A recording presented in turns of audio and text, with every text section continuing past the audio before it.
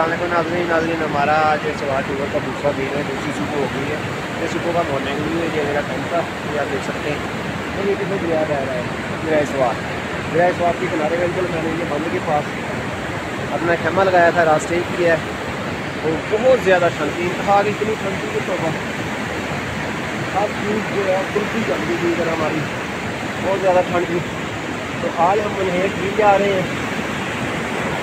तो आप लोगों को हमारे साथ जुड़े रहिएगा। आप लोगों को इंशाल्लाह हम पूरे पाकिस्तान की साइड रहेंगे।